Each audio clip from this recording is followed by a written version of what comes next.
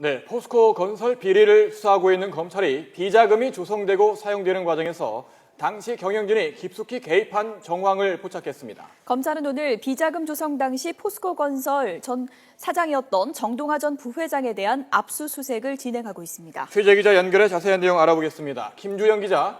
네, 서울중앙지방검찰청입니다. 정동화 전 포스코 건설 사장에 대한 압수수색이 진행 중이라고요?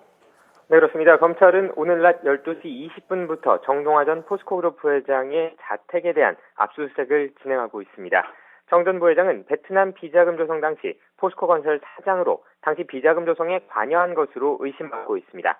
검찰은 구속된 박모 전 포스코 건설 상무조사 과정에서 정 전 부회장이 비자금 조성에 관여했다는 취지의 진술을 확보한 것으로 전해졌습니다.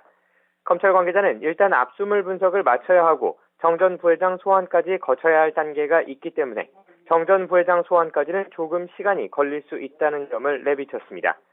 최모 전 본부장에 이어 당시 포스코건설 최고 수뇌부인 정 전 부회장에 대한 압수수색이 진행되면서 정준양 전 회장 등 그룹 최고 경영진에 대한 조사까지 이루어질 것이라는 전망에 힘이 실리는 모습입니다. 네, 정 전 부회장 소환 전까지 거쳐야 할 단계가 있어 시간이 좀 걸린다는 얘기인데요. 그렇다면 우선 소환 대상은 누굽니까? 네, 포스코건설의 현직 전무인 최모 씨입니다.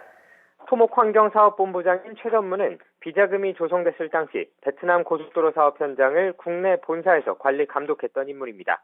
검찰은 앞서 구속된 베트남 사업단장 출신 박모 전 상무로부터 조성된 비자금 일부를 최 전무에게 전달했다는 진술을 확보한 것으로 알려졌습니다.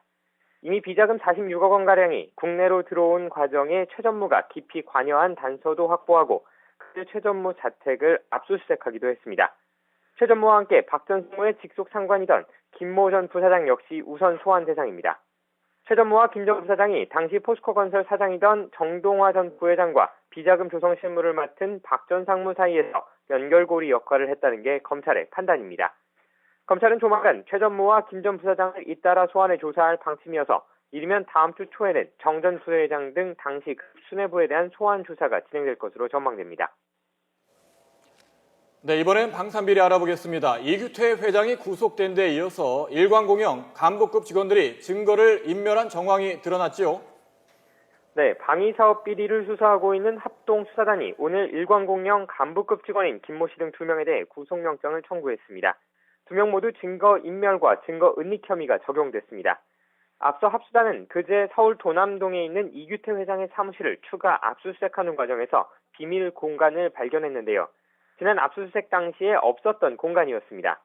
들어가는 문을 책장으로 막아서 겉에서 보기에는 공간의 존재를 파악하기 어려웠다는 게 합수단의 설명입니다. 합수단은 이 회장의 지시로 내부 보고문서 등을 파기하고 일부를 해당 공간에 숨긴 것으로 보고 김 씨 등을 체포해 조사해왔습니다. 김 씨 등의 구속 여부는 내일 결정될 전망입니다. 지금까지 서울중앙지검에서 YTN 김주영입니다.